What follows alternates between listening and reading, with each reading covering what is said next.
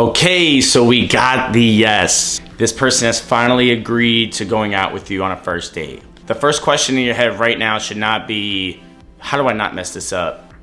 But how do I show this person a good time and what I can offer to them? Well, let's get your end goal set into place and out into the universe. So here are some tips on how to prepare for your first date.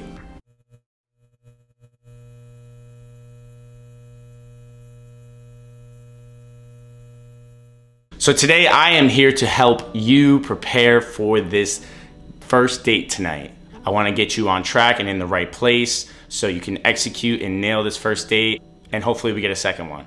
All right, well, first off, go get your deodorant. I see you got little sweat stains going on. I know you're nervous. No, but in all seriousness, I got you on some tips on how to prepare for that first date tonight. So let's get started. So first, and this is super important, is finding the right location for where you want to bring this person. Personally, I've always found that bringing somebody to a really fancy restaurant is setting the bar way too high for yourself. This person is a stranger to you, so you don't even know if you guys are gonna have chemistry yet. And if you guys don't, you're kind of stuck at this fancy restaurant now, paying way more than you should, and now realizing that you're probably not even gonna see this person again. So for me, places like coffee shops, go to a bar for a drink, you know what I'm saying? Meet me there. Or my favorite, and this is, I'm telling you, this one hits it every time, guys. Take this person to a favorite spot of yours, like your favorite taco spot. You know what I'm saying? Right, baby? Honestly, people love tacos. I love tacos. My girlfriend loves tacos. My cousins love tacos. Go to a taco spot.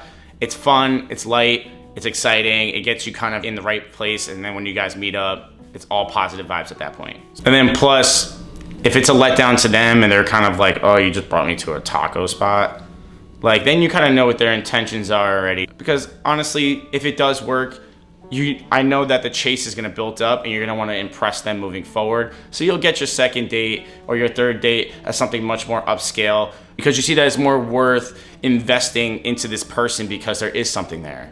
Because honestly, the main goal in this first encounter, this first date, is to just see if there is potential. That's what we're looking for, potential. Now, second is getting into the right mindset for yourself, because you have to remember that when entering a first date, you don't want to convince yourself that you're not good enough or worthy of this person. Because look, they've already agreed to going out with you, okay? They have recognized that you are worth their time. That is already a plus. So good job at this point, all right?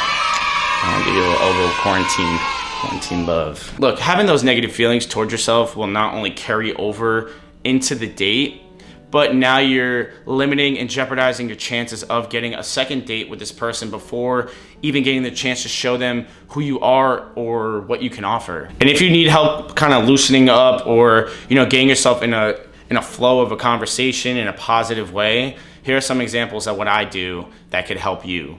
Something really easy you can do today before your date, stop over at your nearest coffee shop or stop over at your bodega, New York, or a Quick Check or a grocery store or something like that, and engage with the person at the counter. That's what I recommend. Engage in a positive way, saying questions like, hey, how's your day going? Or how's everything going today? Or even give them a compliment, not nothing creepy like, oh, hey girl, I think you're cute. Like, nah, that's weird. Like, don't do that. But ask them something or compliment them as like, oh, hey, I love your glasses. Where'd you get them?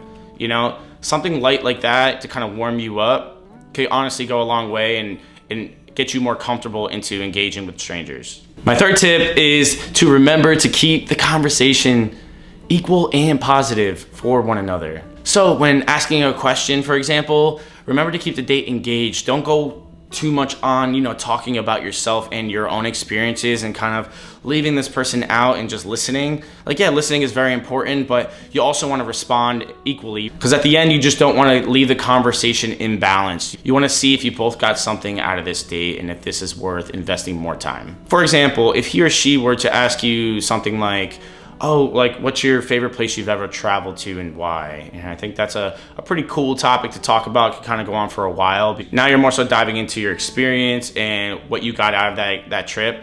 remember to ask the question back as well, and also do the same and listen and give this person time to show their experiences and who they are. Don't be afraid to dive deep into a conversation. I think at this point you're filling out the chemistry and seeing where this can go, and if you feel that the path or the conversation is leading more towards something deeper, follow that. You know, that's actually kind of hard to find in somebody if you're able to open up, especially immediately. I wouldn't necessarily just keep your walls up. If you feel that a conversation is flowing a certain way, just kind of go with it, you know, ride that wave. Also, when asking questions and engaging with somebody, remember to keep things positive, you know, smile and discuss stories and experiences that have made you laugh. You know, those are the things that are uplifting and fun.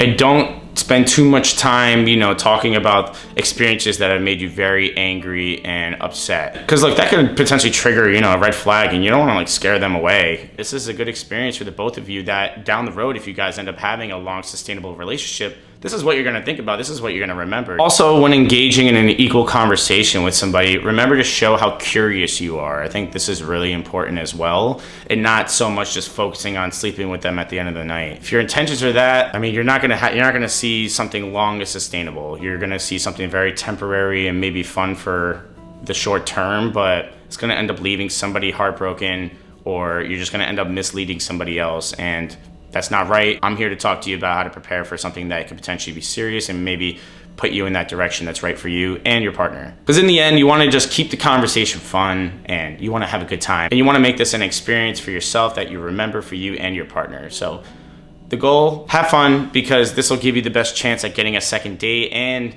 maybe even sneaking in that goodbye kiss for yourself. You know what I'm saying? Whoop, whoop. Whoop, whoop. Stupid.